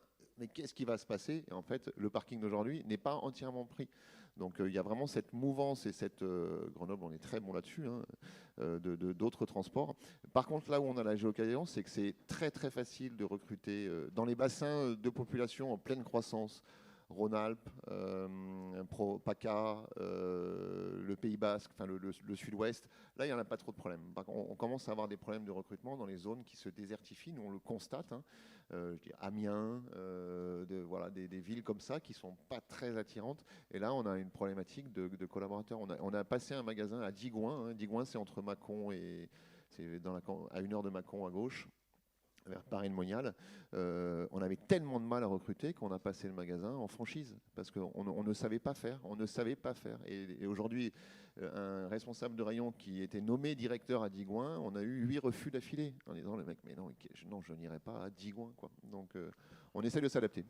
Donc finalement, la marque employeur, la qualité de la marque employeur ou le niveau est lié aussi au territoire et Oui. à la valeur du territoire, quoi. Évidemment. Ouais, je suis assez ennuyé pour répondre, non pas que j'ai pas d'idée, mais il n'y a pas de travaux bien précis là-dessus, sur cette question. Donc on est un peu à l'intuition, on est un peu surtout au témoignage d'un tel ou d'un tel qu'on peut avoir. Il n'y a pas d'approche d'ensemble. Ce que je vois sur des témoignages, j'en ai 2 là qui me viennent à l'esprit, c'est que la proximité du lieu de travail est beaucoup moins importante que la qualité du travail qu'on va avoir. Donner un exemple. Il y a des personnes qui ont tout frais payé aujourd'hui, qui sont ingénieurs, qui ont été recrutés à la sortie de Polytech pour travailler comme ingénieur chez ST. On sait les perspectives qu'il peut y avoir chez ST, y compris de carrière et autres, et qui, c'est bien le drame de la RH chez ST aujourd'hui, s'en vont pour aller travailler beaucoup plus loin par rapport à leur logement, mais parce que c'est beaucoup plus intéressant, beaucoup moins de hiérarchie, beaucoup moins prenant dans une structure. Et les grosses entreprises dont on parle souvent, dans cette agglomération, mais je pense qu'on pourrait, à Toulouse, ça doit être un peu la même logique, sont en train d'avoir des pertes de talent parce que ces grosses structures bureaucratiques avec un pouvoir très hiérarchisé et peu d'autonomie, au fond, c'est ça qui ennuie. On préfère partir sur des dynamiques un peu moins payées. Attention, le salaire compte toujours, mais surtout plus d'autonomie, plus d'évolution dans le métier, plus d'aléas peut-être sur l'avenir, on verra. Et du coup, c'est vrai que du coup, le facteur localisation, j'arrive pas trop à le poser là-dedans. Par contre, qualité du métier, et ça a été dit tout à l'heure dans les 2 présentations, je veux au fond, la vraie question qui est posée, c'est on veut être bien au travail. Je rappelle, c'est la statistique qui ressort dans toutes les études. Il faut que ça nous développe, qu'on soit bien et autres. Et donc là, les employeurs sont face à une nouvelle réalité qu'ils leur aient posée. Et ne pas répondre, si j'avais un seul message à donner, ne pas répondre par des fausses promesses. Voilà, l'enjeu, c'est ne pas répondre par des fausses promesses. Du coup, ça met en branle, ça a été rappelé sur la question de Decathlon, ça met en branle toute l'organisation qui a à repenser une grande partie de ces éléments, plusieurs fois peut-être dans le temps d'ailleurs. Je pense que c'est un sujet qui est sensible parce qu'il est un peu en mutation, la notion de la géographie. Il y a des choses très pragmatiques. Je sais que si je recrute une personne qui a 1 heure de route du boulot, elle ne tiendra pas 6 mois. Ça, c'est très pragmatique. Et puis d'un autre côté, là, on a quand même le phénomène télétravail qui vient complètement abolir les distances. Des personnes qui nous expliquent qu'ils peuvent travailler de chez eux. Moi, je travaille pour une boîte qui a à ce moment à Londres, qui a une vingtaine de salariés. Ils sont tous remote dans le monde. Ils travaillent tous en ligne. Et mon rôle, c'est d'organiser 4 événements dans l'année, et c'est là où ils se voient, et ils font leur organisation. Donc là, la notion de géographie, elle est complètement balayée. Donc voilà. Donc je pense qu'on est, franchement, là, c'est un sujet qui est entre deux, quoi. Oui, je voulais. C'était sur une réflexion. C'était Olivier qui a pas mal insisté là-dessus, sur lequel, pour moi, je suis interrogatif par rapport à ça. C'était sur la notion de. Le marché de l'emploi est très favorable aux jeunes. Ils n'ont aucune inquiétude, ils vont trouver du boulot partout, ils peuvent changer facilement. Moi, je ne suis pas totalement persuadé de ça, de ceux que je croise ou les propos parfois qui me reviennent par mon épouse qui bosse encore à la fac. Je trouve que les étudiants, il me semble que les jeunes étudiants sont plutôt inquiets, plutôt tendus, qu'il y a un mélange entre la situation politique internationale, l'éco-anxiété qui est importante, et la recherche d'un équilibre entre vie familiale, amicale et leur vie professionnelle, qui fait qu'il me semble que c'est pas si rose que ça pour nos étudiants. Ils sont plutôt inquiets, ils sont plutôt tendus, et j'aurais plutôt tendance à dire que la balle est dans le camp des employeurs, car qui, s'ils savent proposer, au-delà de la marque, le terme marque employeur me gêne un peu des fois, mais en tout cas de donner ce qui a été évoqué par vous trois, du sens, des responsabilités, des perspectives, des qualités de travail importantes, vont être capables, me semble-t-il, par rapport à ce contexte global, de fidéliser pas si difficilement que ça leurs salariés. Mais ce n'est qu'une réflexion. Aujourd'hui, Pierre, on recherche, on a 320 magasins en France, on recherche 500 responsables de rayon. Voilà. Donc il y a 500 postes qui sont disponibles demain matin. Ça fait déjà 500 postes à pourvoir. Je reviens sur ce que tu as dit au début de ton intervention. On va peut-être arriver, je ne vais pas me faire des amis, mais on va peut-être arriver là en ce moment, avec le contexte plutôt angoissant du moment. Voilà, depuis le Covid, donc ça fait mars 2020, ça va faire 4 ans que le Covid est apparu. Ça fait 4 ans quand même qu'on est dans un climat anxiogène. Donc ça, je suis d'accord. On va peut-être arriver là à une limite, nous on s'en rend compte, on va peut-être arriver à une limite où le futur collaborateur ou l'étudiant qui va rentrer sur le marché du travail est de plus en plus exigeant par rapport à sa vie à lui. Donc c'est important, Michel l'a dit, mais c'est un équilibre. C'est-à-dire qu'on ne peut pas vouloir avoir un travail où on soit épanoui, où on commence à 10h le matin, ou bosser l'après-midi le samedi, non. Si je peux aller chercher mes enfants à l'école à 4h30, j'ai besoin de faire mon sport pendant 3 heures entre midi et 2. Si je pouvais toucher 5000 balles avec ça, et puis avoir 8 semaines de... Non, en fait, ça ne sera pas possible. Il y a bien cette notion d'équilibre. Pour moi, il y a cette notion d'équilibre. Donc on arrive peut-être là, en effet, et plus on est dans un climat anxiogène, plus on a besoin personnellement de se sentir bien. Donc, moi, je suis le premier à dire que le boulot, il ne faut surtout pas que le boulot, ce soit la vie. C'est surtout pas. Ça occupe un tiers de notre vie pendant 40 ans. Mais il ne faut surtout pas que ce soit la matrice, c'est mon point de vue, essentiel de la vie. Il y a la famille, il y a le sport, il y a le repos, etc. à côté. Mais on arrive à ça, Pierre. On a des candidats qui ont fait des offres et qui nous disent non, Non, en fait, non, parce que je vais être obligé de bosser le samedi, non, parce qu'on finit à 19h le soir, non, parce que je suis obligé de commencer un matin par mois à 7h du matin. Donc il y a ça, c'est vraiment, retenez pour moi, hein, retenez que c'est un équilibre. Pour moi, c'est un équilibre. Voilà. Et comme tout le temps, hein, plus on est dans un climat anxiogène, plus on se replie sur soi, et plus ce qui est important, c'est nous et pas forcément l'entreprise. Mais tout en restant bien conscient que nous ne sommes que des pions dans l'entreprise, donc faut faire attention. On est vraiment à un moment complexe. Moi, je pense qu'il faut vraiment dézoomer et se rendre compte de ce qu'on est en train de traverser. En fait, il y a des choses de long terme qui sont en train d'arriver, comme effectivement l'attente des jeunes par rapport au monde du travail, il est complètement différent. Et ça, faut pas. C'est un état de fait. Et il y a des épiphénomènes, le Covid, on pense qu'on a arrêté le Covid, mais non, en fait on est encore dedans là. C'est-à-dire que le Covid, il est venu impacter, il est venu dans les entreprises créer des phénomènes de vagues qui fait que par exemple la reprise du Covid, il a fallu qu'on recrute tous plus, donc ça a amplifié le phénomène de ce phénomène hein, des jeunes qui veulent différemment et qui en plus il y a plein d'offres d'emploi, il y a moins de chômage, donc du coup on a l'impression qu'ils ont un pouvoir de dingue.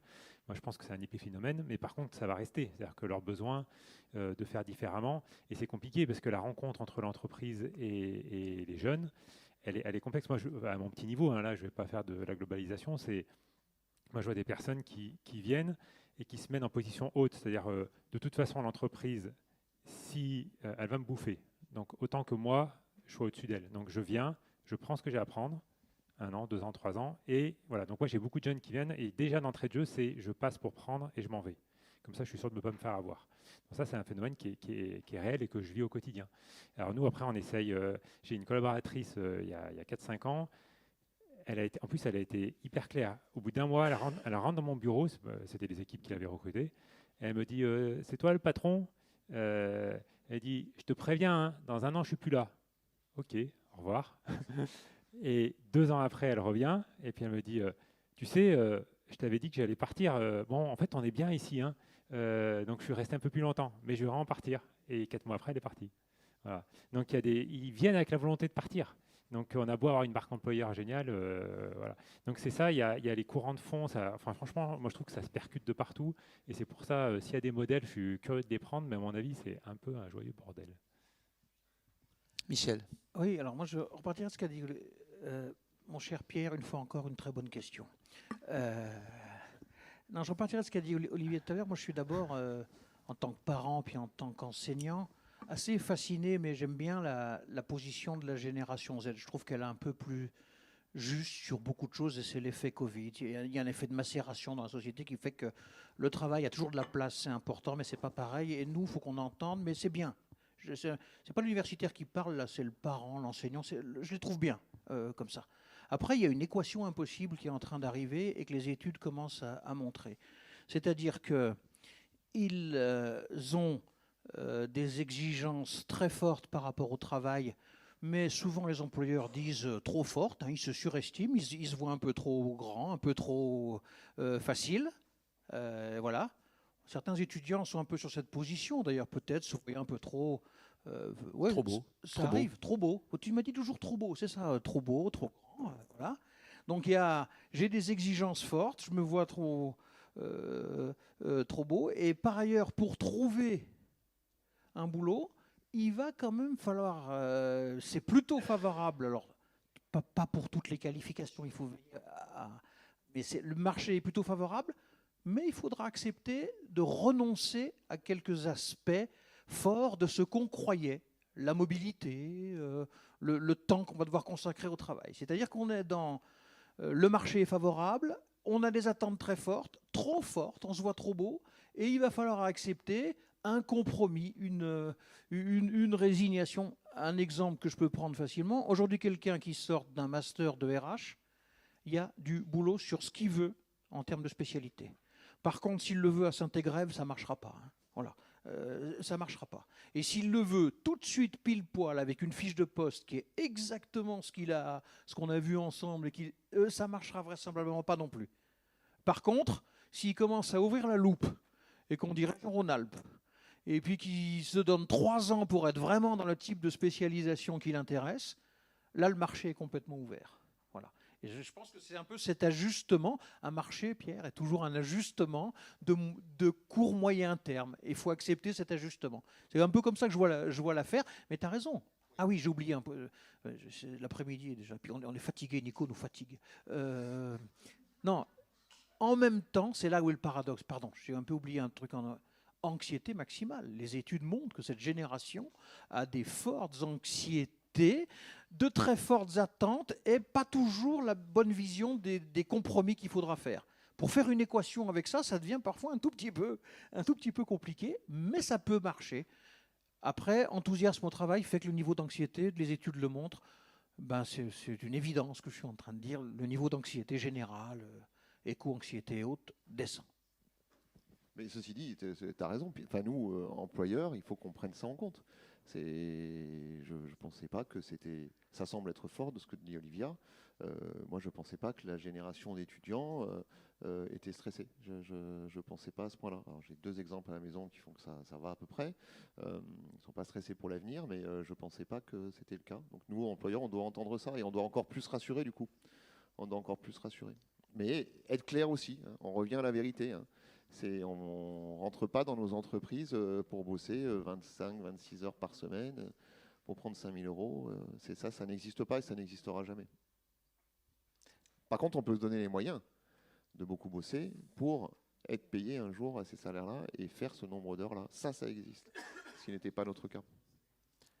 Oui, pour rebondir, il y a quand même un niveau de anxiété, stress de la part des étudiants qui est quand même important et qui est en forte augmentation depuis le Covid. Avec nous enseignants, et j'en parlais encore hier avec d'autres collègues responsables de master, on passe beaucoup plus de temps à accompagner les étudiants de manière individuelle qu'avant. Vraiment. Des étudiants qui sont en difficulté, qui sont en termes de santé mentale, en termes de voilà. Donc ça fait partie, c'est une transformation de notre travail et qui est ressentie par l'ensemble des responsables de master. Alors je sais pas, je vois Bérangère là-haut, je sais pas si c'est ton cas aussi, mais en tout cas nous à la fac d'éco, on en a parlé encore hier, même au CERAC, j'en ai parlé avec des collègues. Voilà, c'est une vraie problématique. Donc, la multiplication des salons de l'étudiant, les trucs comme ça pourrait pas être renforcé pour non, rassurer les étudiants, c'est de nous faire intervenir. Oui, mais c'est pas que c'est une position et c'est intéressant cette vision macro. Moi, j'adore le fait de dézoomer et ce que vous venez de faire là, hein, pour remettre dans le contexte global, ce que tu as dit, Frédéric, hein, de la société à l'heure actuelle. Et finalement, le Covid n'est pas fini et on subit encore. Et on n'est pas des îlots. Complètement isolés dans une société, quoi, les étudiants. Et donc, ils subissent la mouvance de la société, que ça soit éco-anxiété, que ça soit anxiété. Enfin, voilà, le contexte global actuel les impacte et on sent qu'il y a moins de légèreté. C'est fou parce que nous, on recherche des talents et les talents sont inquiets de ne pas être des talents. Il y a un truc qu'il faut qu'on fasse. Il y a un truc qu'on doit faire. Nous, c'est notre responsabilité à la fois nous continuer à chercher des talents et de rassurer les talents que vous êtes sur le fait qu'il y a de la place pour n'importe qui dans n'importe quelle entreprise. Ce qui ne semble pas être le cas aujourd'hui, de ce que je comprends bien. Tout à l'heure, j'ai fini les slides et comme j'étais honteusement pressé pour finir, j'ai pas pu dire ce que j'avais à dire, évidemment. Il y a quelque chose il y a une question qui est adressée aux entreprises qui est un peu nouvelle, à mon avis. Je ne sais pas si elle est soluble. Je vais donner un exemple. Quand on a des étudiants en contrat d'apprentissage dans des grandes entreprises, qu'on les voit et qu'on leur pose une question toute simple. Bon, comment ça se passe ? Il y a quelques années, c'était plutôt la question du contenu du travail qui était abordée tout de suite. Est-ce que j'y arrive ? Est-ce que j'y arrive pas ? Est-ce que c'est voilà.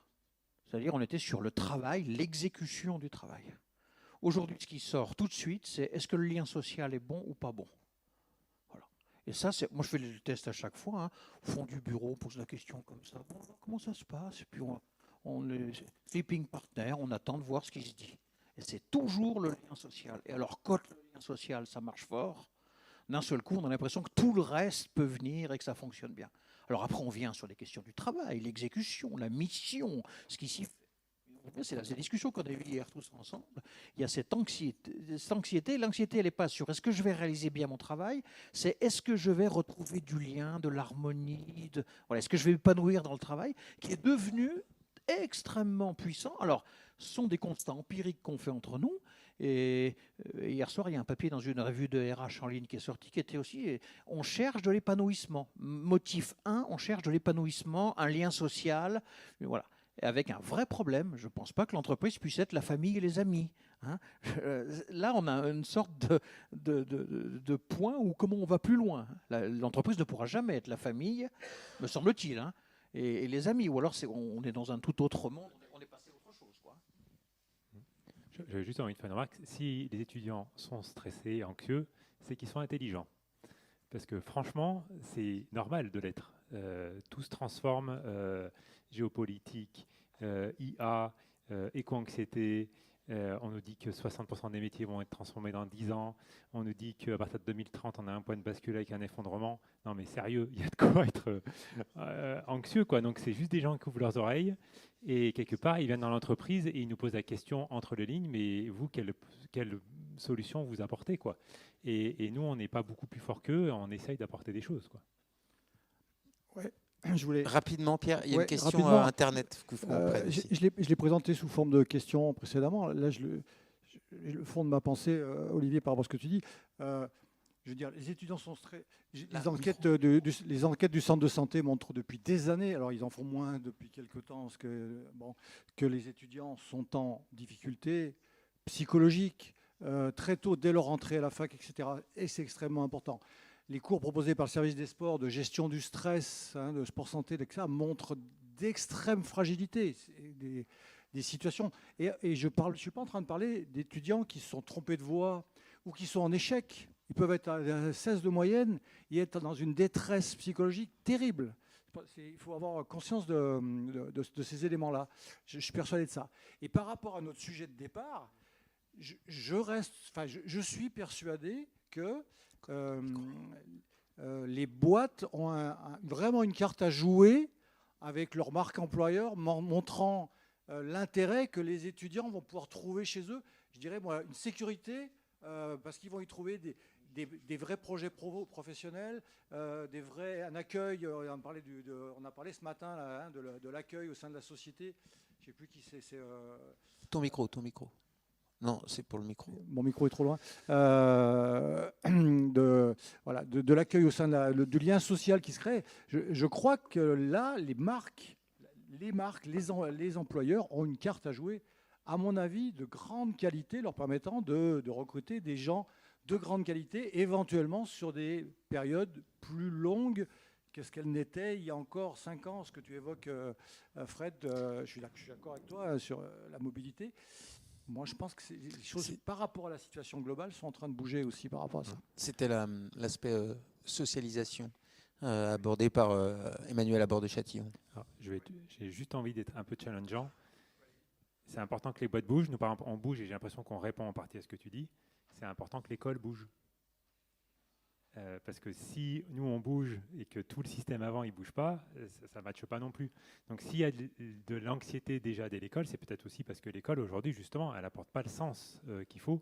C'est juste pour m'amuser à retourner un peu le truc. Mais pour moi c'est forcément il va falloir qu'on bouge tous ensemble en fait. Et il y a un défi qui il n'est pas entreprise, il est sociétal.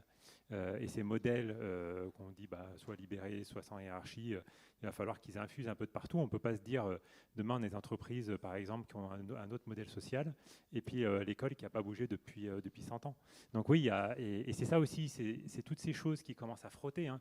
Quand avant vous avez un modèle linéaire entre l'école, l'entreprise, tout va bien. Mais quand on sent que tout ça, il y a des variations, ça crée des tensions. Donc les tensions, c'est parce qu'elles ont raison d'être là en fait. Mais il faut les traiter en s'adaptant. On est bien d'accord. Alors, il y a une question, et Parcoursup, ça ne va pas dans le bon sens par rapport à la création de stress et d'anxiété. Voilà, ça c'est juste horrible en termes voilà, donc ça attaque, c'est la cata. Donc, non, on ne va pas dans le bon sens. Elle ne va pas dans le bon sens. Non. Ah, bravo, Pierre. Non. On a une question de... On a tous très bien entendu. Vas-y, je t'en prie. Bérangère Deschamps. Oui, bonjour. Donc moi aussi, je suis enseignante-chercheuse et effectivement, je suis d'accord qu'il faut qu'on arrive à bouger tous ensemble. au début de vos exposés, cette marque employeur, là, finalement, vous avez expliqué que tout reposait sur des valeurs et des valeurs qui étaient partagées en fait entre vous et les collaborateurs. Et en même temps, Frédéric, tu as dit que vous étiez pris des murs. Et donc, je voulais peut-être que tu développes ça. Est-ce que c'était les murs au début de la mise en place de cette démarche ou est-ce qu'il y en a encore aujourd'hui? Voilà, avec quel type de collaborateurs? Enfin, voilà. Bonjour Bérangère. Je peux te donner des réponses concrètes. Un exemple de mur, c'est par exemple le mot confiance qu'on entend de partout. On s'est pris un mur pour le traverser. C'est-à-dire qu'on a eu notamment un gros accident financier qui était basé sur justement notre société qui n'était pas là dans le contrôle et une personne qui a fait une erreur. Et ben, il a fallu qu'on traverse ça et on s'est posé la question de comment. Donc, pas tout de suite, ne pas licencier la personne, parler avec elle, changer notre organisation. Et voilà, donc on a eu à chaque fois des moments qui sont venus nous challenger. Là, en ce moment, aujourd'hui, on est 35 personnes. On était 25 avant le Covid.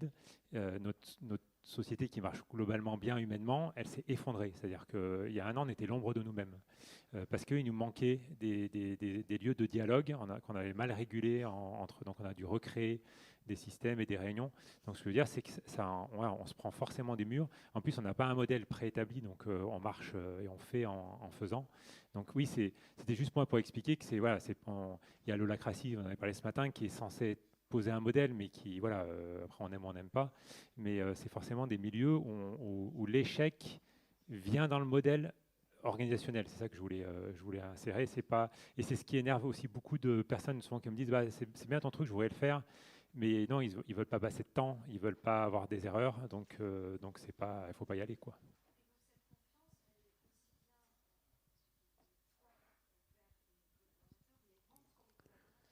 Oui. Alors, oui. Donc, Alors, je redis pour que le live entende. Désolé, on a enlevé le micro. Donc cette confiance, elle est aussi bien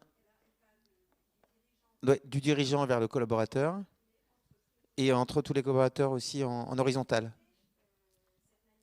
Voilà, qui doivent accepter ce nouveau modèle de gouvernance, par exemple. C'est un chemin, et c'est très, pour employer un mot holistique, à chaque fois c'est global.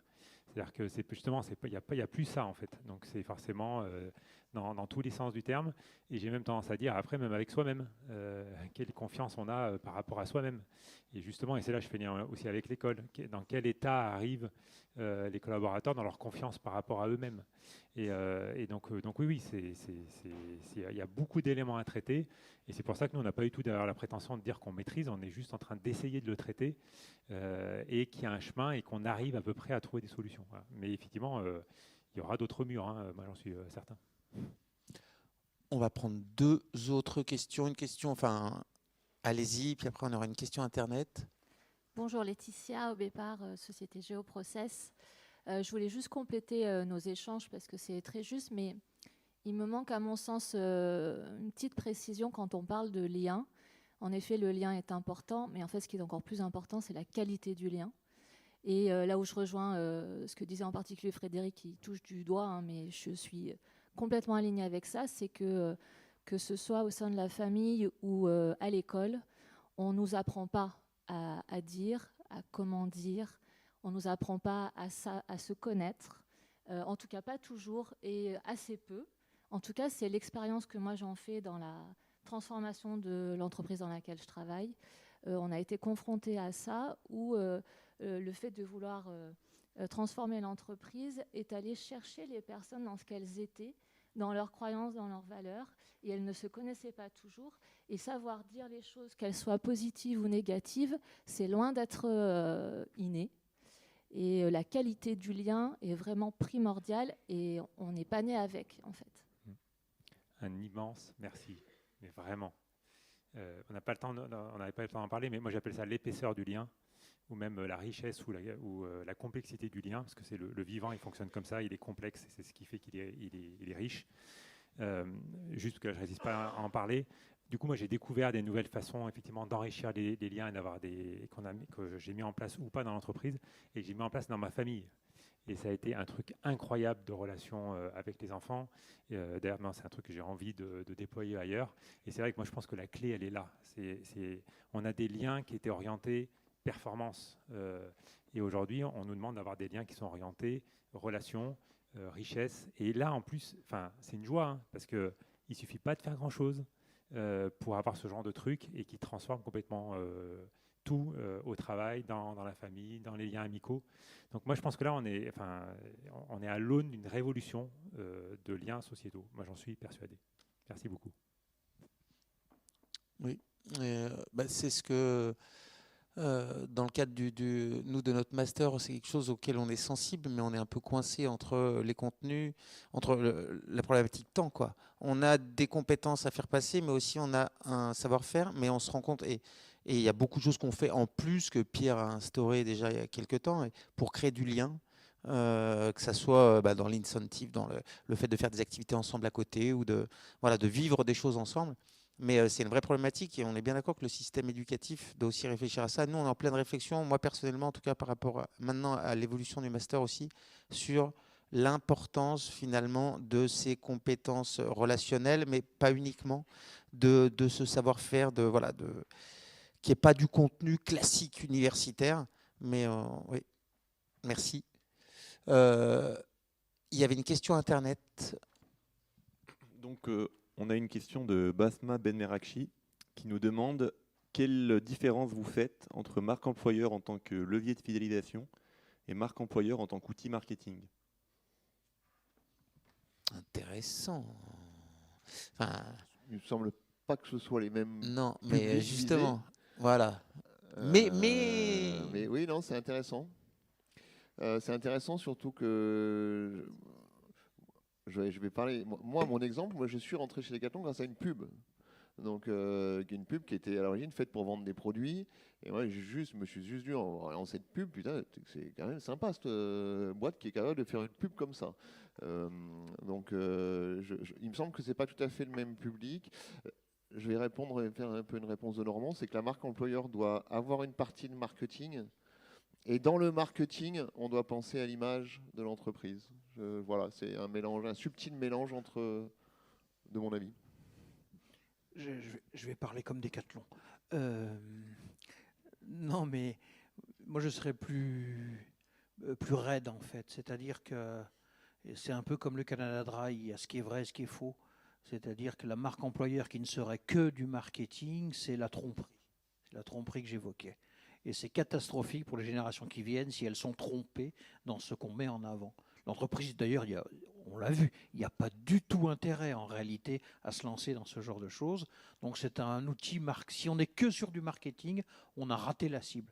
Et ce qui ressort de cette table ronde et de la discussion qu'on a, c'est que c'est le vrai prétexte pour revoir comment faire un modèle adhésif pour les salariés, un modèle où ils s'épanouissent. Voilà. C'est pour ça que j'indiquais dans ma présentation que c'est un prétexte pour repenser des questions de management, d'organisation, dans le sens de attirer, faire que les personnes s'engagent et faire qu'elles soient bien au travail. Voilà. Si on raisonne uniquement sous l'angle marketing, on rate complètement le problème, voire même on est contre-productif. Parce que si vous regardez un petit peu les expériences les plus décriées de marque employeur, c'est quand des entreprises un peu stupides, il faut le dire, ont cru qu'il suffisait d'avoir un joli petit slogan marque employeur et que ça allait régler tout en termes d'attractivité. Les promesses déçues pour la génération qui vienne, ce sera une absolue catastrophe pour les entreprises.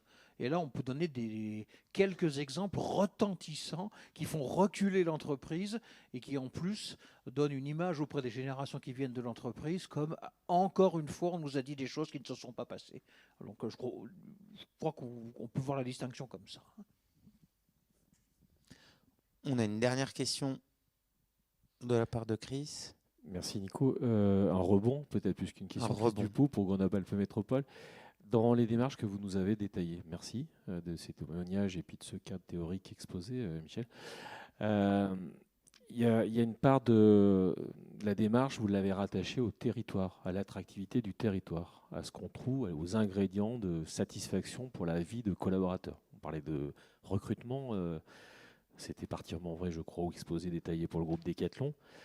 Alors, en rebond, qu'est-ce que vous faites, vous, entreprise, localement implantés ou nationalement implantés avec les territoires, ou qu'est-ce que vous attendez des organisations territoriales justement dans cette démarche de marque employeur, de séduction, de fidélisation? Alors c'est un peu à tiroir, mais si vous aviez quelques éléments, je ne veux pas faire trop long, Nico, rassure-toi. Et que je parlais de rebond, un petit dernier, on a beaucoup parlé d'angoisse. On a eu des témoignages assez militants ce matin sur la question, alors les questions, les approches, les inquiétudes environnementales. Fred soulignant qu'on n'est peut-être pas tout à fait sot quand on a des angoisses, notamment en matière environnementale. J'ai entendu des choses sur la mobilité, à nouveau, hein, pour Olivier. Est-ce qu'il y a des choses que vous mettez réellement en avant dans votre démarche de marque employeur ou de séduction dans le cadre des embauches sur effectivement votre part, quelle est la part du récit que vous déployez sur l'aspect environnemental? Quelle est la part de récit et de démonstration et donc de preuve que vous mettez en œuvre pour effectivement être rassurant, mais pour être réel tout simplement? Voilà. Alors c'est deux questions plutôt qu'une, c'est peut-être un peu long, et merci en tout cas Nico. Merci Chris. Non mais on a des éléments de réponse là. Je peux tenter des éléments de réponse. Sur la deuxième partie, elle est intéressante. Moi j'ai hyper peur de faire du washing. Donc j'hésite vachement à parler de ce qu'on fait, tout ce qu'on essaie de faire sur le verre. J'hésite vachement à parler de ce modèle. Là, je suis invité aujourd'hui, je vais en parler, mais je n'ai jamais fait de post sur les réseaux sociaux en lien avec ce modèle. Parce que, voilà, enfin, moi je trouve qu'il y a un moment, enfin, on se prend vite dans un piège en fait quand on fait ça. Et d'ailleurs, c'est un souci, quoi. Après, moi, je pense que j'ai pas besoin forcément de le faire, que mes collaborateurs le font pour moi. Et qu'au bout d'un moment, ça rayonne, ça se sait et que ça suffit. Voilà. Mais du coup, je ne suis pas un bon marketeur. Voilà. Sur la première question, moi, je tendance à dire que Grenoble a ses montagnes et ça suffit presque. Voilà. Donc, et que c'est très bien qu'on ait des organisations, il y a plein de choses à faire. Mais c'est vrai qu'on a déjà un élément qui est très fort. Après, bien entendu, il faut travailler l'accès, la circulation. Les entreprises, elles ont besoin de lieux pour s'installer. Donc, il y a plein de choses à faire. Mais là, je ne peux pas tous les lister. Et c'est hyper important de collaborer. Et cette collaboration, elle doit être de plus en plus forte parce que les sujets sont de plus en plus complexes. Et je sais que tu connais bien. Mais par exemple, sur l'installation, les terrains accessibles. Et d'un autre côté, il ne faut pas prendre de nouveaux terrains parce que sinon, on est contre l'environnement.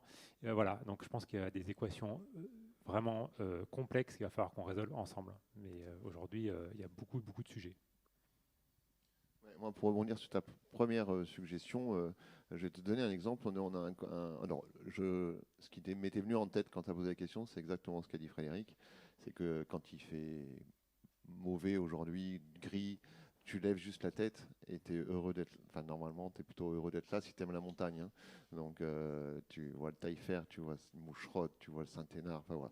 Donc, si tu aimes la montagne, tu es quand même dans un terrain de jeu fabuleux.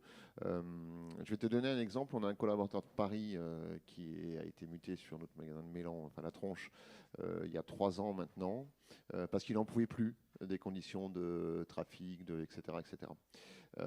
Et puis, pour bosser à Mélan, il n'avait pas l'argent pour se payer un loyer à Saint-Imier, Coran, La Tronche. Donc, il allait habiter, il aurait dû nous le demander avant, mais il était habité en dessous de Voiron. Il est resté 6 mois parmi nous. Il nous a dit, écoute, à Paris, je mettais 1 heure pour faire 30 km. À Grenoble, je mets 1 heure pour faire 12 km.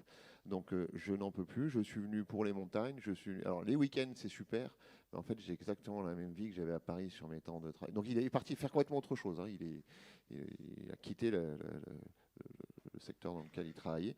Donc, les attentes qu'on a, moi je rejoins, les attentes qu'on a par rapport à Grenoble-Alpes Métropole ou même au conseil départemental. Enfin, il y a une Alpizir, ça c'était très très bien lancé par le conseil départemental. Je trouve que ça a fait du bien et il me semble que les stations, que ce soit dans le Vercors, Beldon ou l'Alpe ou les 2 Alpes s'en sont réjouis. Il y a ce problème de fluidité, Chris. Voilà, mais ce qui, je trouve, est en train d'être fait sur la rocade. On en aura chié quand ça sera fini, parce que normalement ça finit en juin de mémoire, juin 24. Bon, ce sera tapé 7 ans de bouchon, mais pour les futures générations, c'est vraiment chouette. Voilà, moi, c'est ça que j'attends, c'est de fluidifier tout ça. Même si on essaye, nous, voilà, on a cette problématique de payer les gens 1 700 € par mois, mais si tu travailles à Saint-Thérèse, à Échirolles ou à Mélan, les prix des loyers à côté de chez toi, c'est pas tout à fait les mêmes. Et ça a un gros impact sur le pouvoir d'achat. Voilà pour la première question. J'ai oublié ton deuxième rebond, mais sur la communication du verre.